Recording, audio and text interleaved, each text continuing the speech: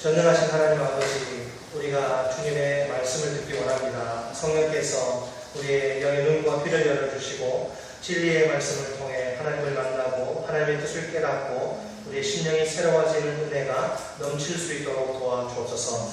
성령께서 우리 각 사람의 마음을 주장하시고 우리를 진리 가운데로 인도하여 주시기를 원하오며 예수님의 이름으로 기도드립니다. 아멘. 여러분은 충성스러운 절개의 대명사인 두문동 72현을 아십니까? 1392년에 역성혁명으로 조선 왕조를 창업한 이성계가 왕위에 오릅니다. 그러자 조선 왕조를 부정한 고려 왕조의 신하들 72명의 뜻을 같이 합니다. 경기도 개풍군 광덕산 서쪽 기슭에 자리한 두문동이라는 곳에 모여듭니다.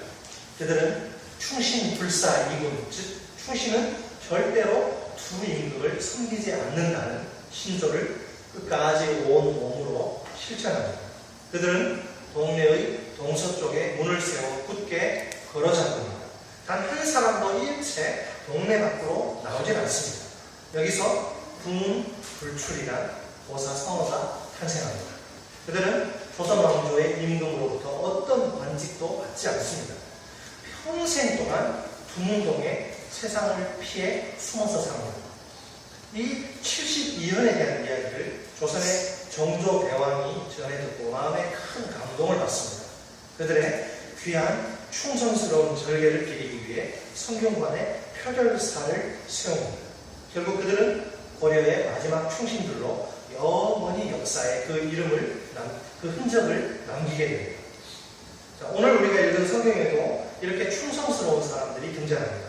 그들은 지조와 절개를 지키기 위해 목숨 걸고 투쟁한 아름다운 청년들입니다. 세 부분으로 나누어서 생각해 보도록 하겠습니다. 첫째로 그들의 선택입니다. 본문 1절은 BC 605년에 있었던 바벨론의 1차 예루살렘 침공을 가리킵니다. 이때 역사의 주관자이신 하나님이 바벨론 왕 느부갓네살에게 승리를 주십니다. 느부갓네살은 이스라엘 백성 중 왕족과 귀족들을, 쓸만한 사람들을 포로로 자기 나라에 데려갑니다. 그의 목적은 무엇입니까? 그들을 자기의 충성스러운 신하로 만드는 것입니다. 이 목적을 위해 이제 엄격한 기준으로 적합한 인물들을 선발합니다. 그들에게 특수 프로그램에 기초한 교육과 훈련을 실시합니다. 먼저 인물 선발 기준을 보십시오. 본문 4절에 자세히 기록되어 있습니다. 첫째로 어떤 자여야 합니까? 뭐가 없어야 합니까? 돈이 아니라 흠이 없어야 합니다. 이것은 신체적인 특징을 가리키죠. 건강해야 합니다. 몸에 그 어떤 장애도 없어야 합니다. 그리고 용모가 아름다워야 합니다. 단순히 얼굴만이 아니라 골격, 즉 몸매까지 예뻐야 합니다. 둘째로 기준이 뭐예요? 모든 지혜를 뭐하며? 통찰하며 지식에 통달하며 또 학문에 익숙해야 합니다. 자, 뭔 말이에요? 모든 지혜를 통찰해야 하니까 학습 능력이 뛰어나야 합니다. 하나를 가르치면 열을 알아야죠. 그리고 지식에 통달해야 하니까 유식해야 합니다. 학문에 익숙해야 하니까 이해력이 뛰어나야 합니다. 한마디로 말해서 이것은 탁월한 지적 능력을 뜻합니다. 셋째로 또 기준이 무엇입니까? 왕궁에 설만해야 합니다. 이것은 뭘 말하죠? 인격을, 사람 견뎌미를 가리킵니다. 왕궁에서 생활할 만한 그런 사람됨을 갖추고 있어야 합니다. 적절한 예의범절과 올바른 몸가짐이 필요하죠. 이 세 가지 조건에 합당한 소년들만이 예비 왕궁 신하로 선발될 수 있습니다.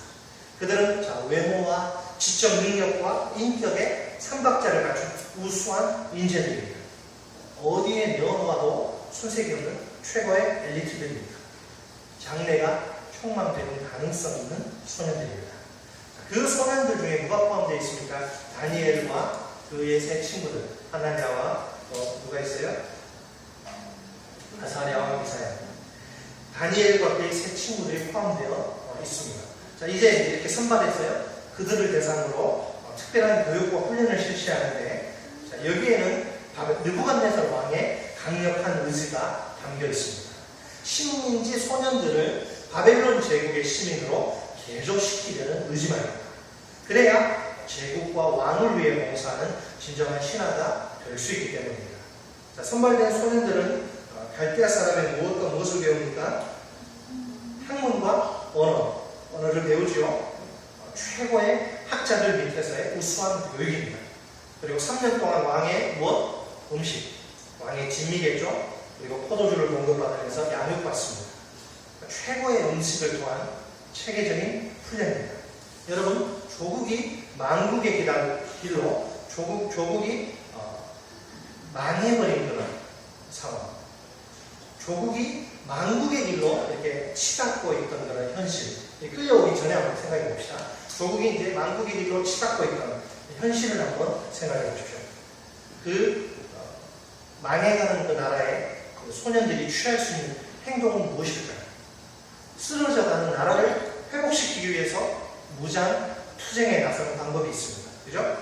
아니면 자포자기의 심정으로 이제 다 끝나, 우리나라는 끝났다, 너무 희망했다, 울분을 참지 못해 자살하는 방법도 있습니다. 그렇지 않으면 현실에 순응하면서 살아가는 방법뿐입니다. 대체로 신학자들은 본문에 등장하는 소년들의 나이를 16세 미만으로 추정합니다. 플라톤은 그 당시 소년들의 교육은 14세에서 시작된다고 말합니다. 크세노폰은 17세가 이제 교육이 끝나는 시기라고 말합니다. 청소년 정도의 나이라고 할 수 있죠. 아직 판단이나 행동에 있어서 미성숙한 상태입니다. 그 당시 선발된 대부분의 소년들은 어느 편을 선택할까요? 무장 투쟁에 나서거나 자살하는 그런 것이 아니라 현실에 순응하는 편을 선택합니다. 교육과 훈련의 기간만 잘 인내하고 통과하면 그만입니다. 그러면 이제 바벨론에서 새로운 삶을 시작할 수 있습니다.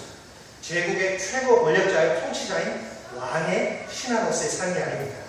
상류층의 생활이 보장되는 것입니다. 고분고분 말 잘 듣고 시킨 대로 교육과 훈련 프로그램에 성실히 참여하기만 하면 됩니다. 그 보상으로 안정된 미래가 보장됩니다. 정말 매력적인 일이 아닐 수 없습니다. 그렇지만 다니엘과 세 친구들은 왕의 계획 뒤에 숨겨진 음모를 간파합니다. 자, 분명 교육과 훈련 과정에서부터 그 문제는 모습을 드러내고 있습니다. 여러분, 언어와 음식은 한 나라의 백성으로서의 정체성을 표시하는 아주 중요한 수단입니다. 미국에 이민 간 사람들 한번 생각해보세요. 이민 1세대와 2세대 그리고 3세대의 차이가 무엇입니까? 세대가 지날수록 언어와 음식에 있어서 이질감을 느낀다는 것입니다. 부모 세대는 어때요? 조국의 말과 음식을 간직하기 위해 몸을 일칩니다. 그런데 아들과 손자 세대에 가면 대부분 다 잊어버려요. 얼굴은 분명 한국인인데 한국말을 잘 못해요. 그리고 김치와 고추장, 된장 먹는 것은 고사하고 냄새도 잘 못 맡습니다. 그것보다는 피자와 햄버거, 콜라가 훨씬 익숙하고 편하죠. 무늬만 한국인이지 사실은 미국 사람입니다. 미국 사람. 한국인으로서의 정체성을 잃어버린 것이죠. 이민 가서 살고 있는 그 국가의 시민으로 변화된 것입니다. 이처럼 언어와 음식이 무너지면 정체성이 상실된다는 거예요. 자, 다니엘과 그 세 친구들에게도 예외일 수 없는 선택의 순간이 찾아옵니다. 현실에 순응하고 타협해서 장밋빛 미래를 보장받을 것입니다. 현실을 거부하고 죽음을 당할지도 모르는 그런 위험 속으로 내가 뛰어들 것입니다. 선뜻 쉬운 길을 선택할 수 없는 이유가 있습니다. 죽음이 만나서 아닙니다. 죽음보다 더 무서운 것이기 때문에 그것은 자기 정체성을 잃어버리는 일입니다. 분명 그들은 신분상으로는 바벨론 제국의 포로요, 장차 그 신인이 될 신세입니다. 그러나 그 이전에 여호와 하나님만을 섬겨야 하는 하나님의 백성입니다. 그들은 이 사실을 단 한순간도 잊은 적이 없습니다. 그 어떤 상황과 환경 가운데서도 결코 포기할 수 없는 고귀한 신분입니다. 설사 죽음을 당한다 할지라도 말입니다. 이제 두 번째 파트, 그들의 결심입니다. 그들의 선택, 그 다음에 그들의 결심. 자, 정체성이 위협받는 이 위기의 순간에 그들이 취한 행동은 무엇입니까? 우리 다 같이 본문 8절 말씀을 한 목소리로 읽겠습니다. 8절 시작. 다니엘은 뜻을 정하여 왕의 음식과 그가 마시는 포도주로 자기를 더럽히지 아니하고 자기를 더럽히지 아니하도록 판관장에게 구하니. 다니엘과 세 친구들은 뜻을 정해요. 결심했다는 말이에요. 어떤 결심? 왕의 그 음식과 포도주로 자기를 더럽히지 않겠다고 굳게 결심합니다. 자, 도대체 왕의 음식과 포도주가 그들을 더럽히는 이유가 무엇입니까? 거기에 모세의 율법에 불결한 것으로 규정된 고기들이 포함되어 있기 때문입니다. 그 음식이 정기적으로 우선적으로 바벨론의 신들에게 바쳐진 것이기 때문입니다. 우상 숭배에 사용된 것이란 말입니다. 그 음식을 먹는다는 것은 율법에 기록된 하나님의 직접적인 명령을 거역하는 것입니다. 하나님이 가증스럽게 여기시는 바벨론의 우상을 인정하게 되는 것입니다. 여러분, 우리 하나님은 어떤 분이세요? 지극히 거룩하십니다. 거룩 거룩 거룩 만군의 주여 거룩 거룩 거룩 만군의 주여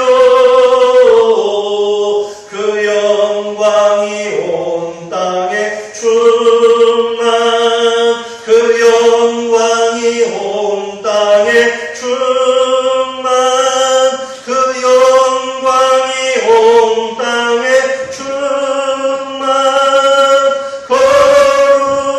거룩하신 주. 우리 하나님은 지극히 거룩하십니다. 그래서 하나님의 선택된 백성인 이스라엘에도 거룩한 삶을 명령하십니다. 음식을 먹는 일에 있어서도 이방 불신자들과는 구별된 모습을 요구하십니다. 아무 음식이나 다 먹어놓고 먹을 수 있는 것이 아닙니다. 먹어서는 절대 안 될 부정한 더러운 음식이 있습니다.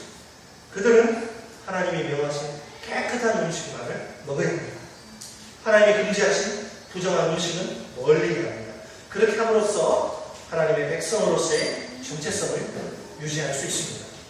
자, 이런 차원에서 볼 때 다니엘과 세 친구들의 행동을 우리가 충분히 이해할 수 있습니다. 왕의 음식과 포도주를 거부한 것은 하나님의 백성으로서의 정체성을 지키기 위한 눈물겨운 몸짓입니다. 신앙의 지조와 절개를 사수하기 위한 투쟁입니다. 참으로 하나님 앞에서의 아름답고 귀한 결심이 아닐 수 없습니다. 여러분, 하지만 아무리 아름답고 좋은 결심을 하면 뭐합니까? 행동으로 실천하지 않으면 말입니다. 그러나 그들은 몽상가가 아닙니다. 행동하는 양심입니다. 그들은 교육과 훈련의 최고 책임자인 판관장을 찾아갑니다. 그 결심을 실행에 옮길 수 있는 자유를 달라고 요청합니다. 이때 판관장이 어떻게 반응합니까? 그는 다니엘과 그 친구들의 결심이 얼마나 위험한 것인지 잘 알고 있습니다. 제국의 관료요 왕의 신하로서 왕의 명령에 불복종하는 것은 쉬운 일이 아닙니다. 왕은 최고 권력자요 절대 통치자가 아닙니다. 감히 누가 그 명령을 거역할 수 있습니다. 본문 10절을 보면 그는 왕을 두려워하고 있습니다. 왕이 지정한 음식을 거절해서 얼굴이 다른 소년들보다 초췌해지면 어떻게 될까요? 자신의 지위가 위태롭게 될 것은 불을 보듯 뻔한 이치입니다. 자칫하다가는 목숨을 잃어버릴 수도 있습니다. 그래서 그는 그들의 요청을 들어주기를 거절합니다. 그들의 결심이 수포로 돌아갈 위기가 닥친 것입니다. 이제 마지막 하나님의 은혜입니다. 그들의 선택, 그들의 결심, 그들 하나님의 은혜. 그들은 포기하지 않습니다. 총 책임자가 거절하니까 현장 책임자에게 접근합니다. 다니엘의 요청은 무엇입니까? 10일 동안 채식과 물을 주어 시험해보라는 것입니다. 자신들의 얼굴과 왕의 음식을 먹은 그 소년들의 얼굴을 한번 비교해보라는 것이죠. 여러분, 상식적으로 왕의 좋은 음식을 먹는 소년들보다 어떻게 채소와 물만 먹는 다니엘 일행의 얼굴이 더 좋아 보일 수 있습니까? 그런데도 그 관리는 다니엘의 요청을 들어줍니다. 하나님이 그의 마음을 감동시키신 것입니다. 자, 본문 15절을 보세요. 이제 10일이 지났습니다. 어떤 일이 벌어집니까? 열흘 후에 누구의 얼굴이 더 아름다워요? 다니엘과 세 친구들의 얼굴이 더 아름답습니다.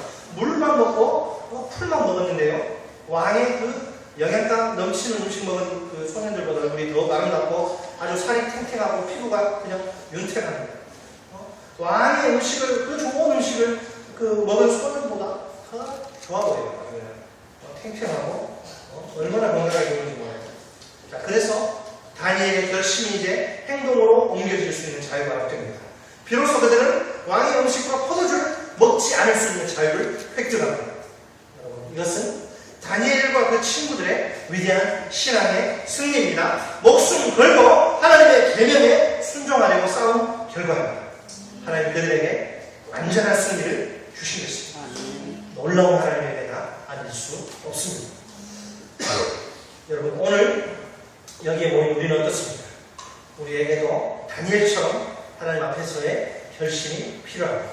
어떤 결심? 신앙의 지조와 절개를 지키기 위한 결심입니다. 오직 하나님만을 숨기려는 결심입니다. 하나님의 말씀대로 순종하며 살려는 결심입니다. 하나님의 백성으로서의 정체성을 지키려는 결심입니다. 우리가 누구입니까? 우리의 정체성을 한번 여러분 깊이 생각해 보십시오. 우리는 아주 특별한 신분의 소유자입니다. 오늘 본문은 책갈피에 놓으시고 우리 다같이 신약성경 베드로전서 2장을 보시겠습니다. 베드로전서 2장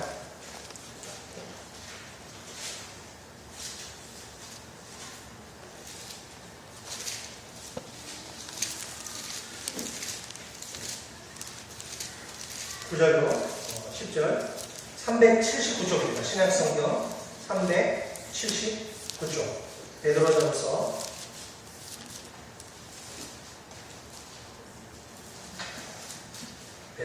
2장 9절 10절 우리 같이 한 목소리 읽습니다. 시작. 그러나 너희는 택하신 족속이요 왕 같은 제사장들이요 거룩한 나라요 그의 소유가 된 백성이니 이는 너희를 어두운 데서 불러내어 그의 기이한 빛에 들어가게 하시니 아름다운 너를 선포하게 하려 하심이라. 너희가 전에는 백성이 아니더니 이제는 하나님의 백성이요 전에는 긍휼을 얻지 못하였더니 이제는 긍휼을 얻은 자이다. 아멘.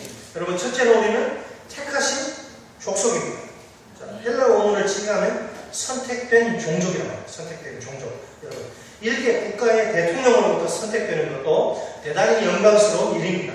하물며 만왕의 왕이신 하나님으로부터 선택되는 일은 어떨까요? 두말하면 잔소리죠. 차손 대대로 가문의 영광이 아닐 수 없습니다. 우리 그리스도인들은 하나님이 세상 만민들 중에서 선택하신 새로운 종족입니다. 자, 여기서 우리는 선택의 은혜를 잊지 말아야 합니다. 여러분, 선택이라고 하는 것은 본질상 그 대상이 전부일 수 없어요. 선택이 뭡니까? 일부. 선택이란 둘 이상의 것들 중에서 마음에 드는 것을 이제 골라 뽑는 것이기 때문에 선택에는 반드시 선택에서 제외되는 대상들이 존재하기 마련입니다. 그렇죠? 자, 유부남인 저를 보세요. 수많은 대상자들 중에서 어리까한 사람, 지금의 와이프를 제가 선택하지 않았습니까? 그럼 제 선택받지 못한 여성들 엄청 많아요. 그런데 그 사람들이 사는데 지장이 있어요? 아무 지장 없어요. 전국 각지에 지금 골고루 흩어져서 다들 잘 먹고 잘 살고 있습니다. 그러나 하나님의 선택이라고 한다면 이야기가 완전히 달라집니다. 자, 하나님의 입장에서 본다면 선택받지 못한 자들은 버림받는 자입니다. 성경에 의하면 하나님의 선택에는 축복이, 버림에는 뭐가 있어요? 저주가 있습니다. 그렇다면 하나님의 선택을 받지 못하는 것보다 더 끔찍하고 불행한 일이 어디 있을까요? 우리가 선택받은 자라는 사실에 진심으로 감사해야 합니다. 둘째로 우리는 어떤 존재? 왕 같은 제사장. 어떤 정신 나간 사람들이 목사가 무슨 목사가 제사장이고 나머지는 그냥 평민이라고 하는데 정신 나간 소리입니다. 모든 우리 목사뿐만 아니라 모든 사람이 다 왕 같은 제사장. 이제는 다른 중보자가 필요하잖아요. 우리가 직접 예수의 이름을 드리고 하나님 앞에 나아가. 오늘도 뭐 다른 목사가 필요하고 아닙니다. 목사는 제사장, 목사만 제사장이 아니에요. 전부 다 제사장. 헬라 원문을 직역하면 왕적인 제사장. 제사장인데 왕적인 특성을 갖고 있는 제사장입니다. 왕의 위협과 제사장의 거룩을 동시에 지닌 자들임을 지금 베드로가 이야기하는 거예요. 우리가 무슨 왕족입니까? 왕족 아니에요. 거룩과는 거리가 먼 존재들. 우리 속에 얼마나 더러운 것들이 많아요. 그런데 하나님은 우리에게 왕의 그 존귀한 위엄과 제사장의 눈부신 거룩으로 우리에게 새 옷을 입혀주세요. 하나님의 눈에는 우리가 그렇게 존귀한 자들입니다. 기쁘십니까? 셋째로 우리는 뭐라고요? 거룩한 나라. 거룩한 민족이라고 번역하는 게 좋아요. 거룩의 개념은 구별이죠. 베드로전서 1장 2절에 이렇게 말합니다. 성령이 거룩하게 하심으로 택하심을 받은 자들에게 우리는 성령에 의해서 구별된 자들이죠. 베드로전서 1장 15절 보세요. 15절 16절. 자, 오직 너희를 부르신 거룩한 이처럼 너희도 모든 행실에 거룩한 자가 되라. 기록되었을 때 내가 거룩하니 너희도 거룩할지어다 하셨느니라. 하나님 우리를 부르신 목적이 뭐라고요? 우리가 모든 행실에 있어서 하나님을 닮아서 거룩한 삶을 사는 것입니다. 그러니까 거룩은 하나님의 백성이라는 신분으로부터 발생하는 본질적인 하나님의 요구인 것입니다. 하나님의 백성이라면 마땅히 거룩한 삶을 살아야 합니다. 우리를 거룩한 삶으로 부르신 분은 저 위에 계신 거룩하신 하나님입니다. 넷째로 우리는 그의 소유가 된 백성이에요. 이것은 소유를 위한 백성, 정확하게 번역하는 그런 말입니다. 우리는 하나님이 자신의 소유로 확보하신 백성입니다. 오직 하나님께만 속한 자들의 말이죠. 정확히 말해서 우리는 온 세상에서 최고의 주인을 모신 행운입니다. 다섯째로 우리는 원래는 하나님의 백성이 아니었는데 하나님의 백성이 된 자들입니다. 자, 과거에는 왜 우리가 하나님의 백성이 아니었습니까? 이유는 단 한 가지, 하나님의 긍휼을 얻지 못했기 때문입니다. 그런데 왜 지금은 우리가 하나님의 백성입니까? 하나님의 긍휼을 얻었기 때문입니다. 과거에 우리는 하나님의 은혜 밖에 있던 자들입니다. 하나님께로부터 거절된 사람들이에요. 계속 우리가 그 거절의 자리에 머물러 있다면 어떻게 될까요? 영원한 파멸과 멸망되는 끔찍한 하나님의 심판을 피할 길이 없습니다. 그런데 이제는 하나님이 우리를 거절의 자리에서 은혜 영역으로 옮겨주십니다. 하나님의 긍휼을 풍성히 부어주심으로써 말입니다. 도무지 받을 자격이 없는 자들에게 부어진 하나님의 엄청난 긍휼이 우리의 모든 죄를 한순간에 다 덮어버리는 긍휼 말입니다. 지금도 그리스도의 십자가 위에서 찬란히 빛나고 있는 하나님의 긍휼을 보십시오. 여러분, 하나님의 긍휼의 다른 이름이 무엇입니까? 잃어버린 영혼을 향한 하나님의 깨어진 마음입니다. 도저히 그냥 가만히 내버려둘 수 없는 아버지의 가슴 찢어지는 사랑입니다. 한마디로 말해서 그것은 하나님의 아파하심입니다. 그 아파하심으로 우리를 언제나 안아주시는 하나님입니다. 아들아, 딸아, 안심하라. 이제 너는 누가 뭐래도 틀림없는 내 백성이다. 내가 너를 아프게 사랑한다. 우리의 5가지 신분은 생각하면 생각할수록 놀랍기 짝이 없습니다. 정말 가슴이 먹먹해지고 눈물이 핑 돕니다. 이런 신분을 얻기 위해서 우리가 한 일이 한 가지라도 있습니까? 하나도 없어요. 처음부터 끝까지 하나님이 다 하셨습니다. 이런 신분을 소유하기 위해 우리가 하나님께 좀 잘 보인 것은 뭐가 있습니까? 하나도 없어요. 우리는 항상 더러운 죄인의 모습 그대로였습니다. 그럼에도 불구하고 하나님이 죄인인 우리를 무척이나 사랑하셨습니다. 아무런 이유도 없이 그냥 있는 모습 그대로 말입니다. 그래서 처음부터 끝까지 전적인 하나님의 은혜입니다. 우리가 자랑할 것은 아무것도 없습니다. 우리에게 있어서 정체성은 삶과 밀접한 관련이 있습니다. 하나님의 백성의 삶은 하나님의 백성이라는 정체성으로부터 나오는 것입니다. 그러니까 정체성이 확고하면 삶도 분명합니다. 반면에 정체성이 무너지면 삶도 없습니다. 그러니까 악한 마귀가 정체성을 치밀하게 공격하는 것입니다. 우리 정체성의 핵심이 뭐예요? 거룩이에요. 거룩. 구별돼요. 구별. 세상 사람하고 다른 거예요. 달라요. 말도 행동도 삶이 달라요. 거룩은 우리에게 있어서 생명입니다. 거룩을 잃으면 다 잃는 거예요. 여러분, 우리가 사는 이 세상을 보십시오. 하나님의 백성인 우리를 더럽히는 악한 것들이 얼마나 많이 널려 있습니다.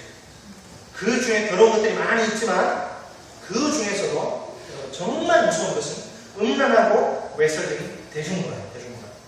문화와 예술, 동성애도 그게 예술이래요. 그게 저주받을 죄지 무슨 그게 예술입니다. 미국에는 보세요. 동성애자에게 막 안수 주고요. 동성애자가 막 목사가 돼요. 구약 같았으면 다 죽여버려야 돼요. 신약이라서 우리는 죽일 수는 없지만 부에게는 그런 전쟁이 동생들을 다 죽여버려야 돼요. 하나님이 볼 수 없어서 그런 인간들. 대중문화 보십시오.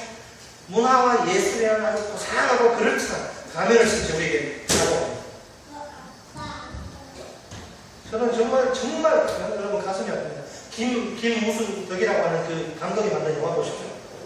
피가 난무하고 아버지와 딸이 성행위를 하고, 그래서 그런 거 우리 여러분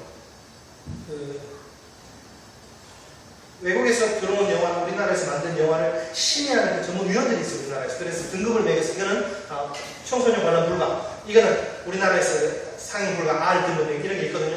그분들이 뭐라고 고백하는지 아세요? 하루 종일 그런 거 보니까 막 죽겠대요. 그냥 정신병 걸려요. 그 더러운 것들 계속 심의하는. 문화와 예술이라는 사랑하고 그럴듯한 가면을 쓴 채로 우리에게 오죠. 우리도 모르는 사이 그걸 자꾸 보면 우리 몸과 마음을 오염시키고, 물론 제가 대중문화가 나쁘다고 이야기하는 건 아니죠.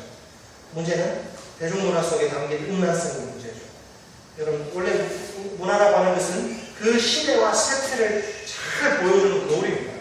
오늘날 대중문화에는 21세기 한국 사회의 시대상과 가치관이 담겨 있는 거예요. 그런데 이 시대와 세태가 철저히 음란하다는 데 문제의 뿌리가 있습니다. 당연히 대중문화 자체는 음란이라는 독소를 품어내게 되어 있습니다.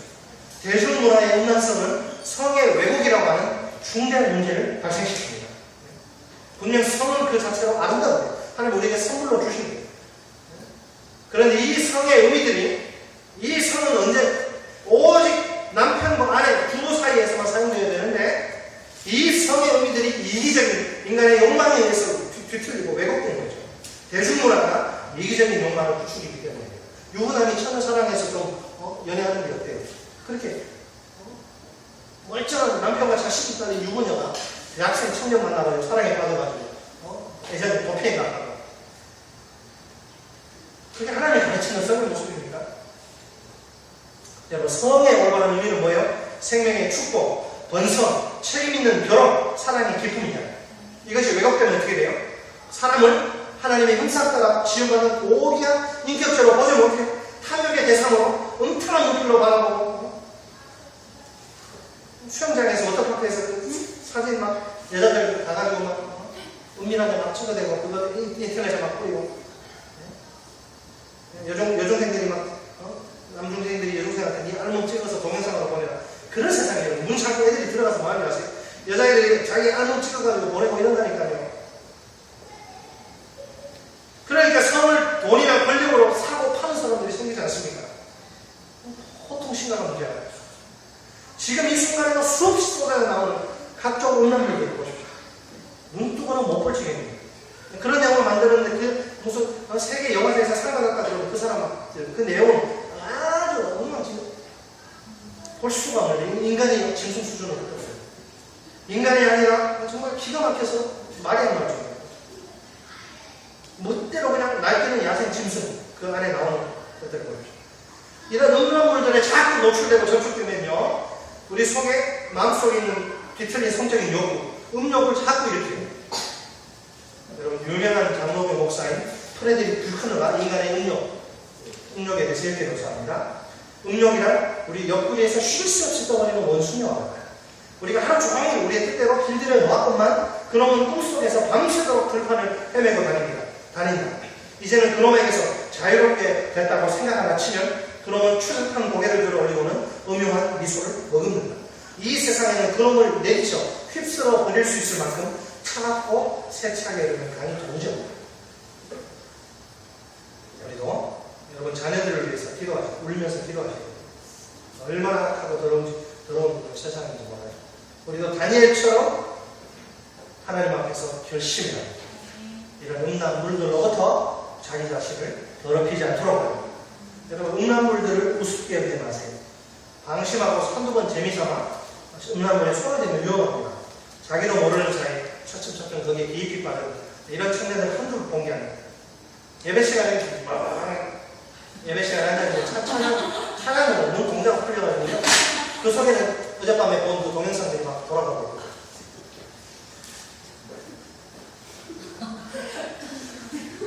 음란물은요 영혼들 송두리째 빼앗아가고 있는 우리들을 무기력하고 병든 인생으로 찌그러뜨리고 결심을 가지고 있어서는 안 됩니다. 이 결심을 행동으로 옮겨야 합니다. 망설이지 말아야 합니다. 과감하게 움직여야 합니다. 청소년들 좀 퍼포먼스가 필요해요. 제가 예전에 중고등 수련회 가면 아주 나쁜 음악들, 그 다음에 비디오 아이들 가져오라고 해서 거기 막 불지르고 하는데 퍼포먼스도 하는데 여러분 팻 맥나건의 바보들은 항상 결심만 한다. 이런 재밌는 책이 있습니다. 바보들은 항상 결심만 한다. 제목만 들어도 강력한 인사이트, 통찰력이 생기는 책이죠. 바보들의 특징은 결심을 맨날 하는데 행동을 하지 않는다는 것입니다. 여러분 결심하다가 영어 단어 디사이드가 만들어진 유래가 뭔지 아십니까? D는 어디로부터 from이라는 뜻이 있고 사이드, CID는 컷, 잘라가는 뜻을 가지고 있어요. 그러니까 결심이란 뭐냐? 무엇으로부터 이렇게 잘라낸다는 뜻입니다. 다른 선택의 가능성 다 잘라내고 하나에 집중하는 거, 이게 결심이에요. 원래 결심은 날카로운 칼과 같아요. 어설픈 것은 과감히 잘라내야 합니다. 단순한 절제가 아니라 완전한 퇴출. 이것도 하고 저것도 한다. 이건 결심한 것이 아니죠.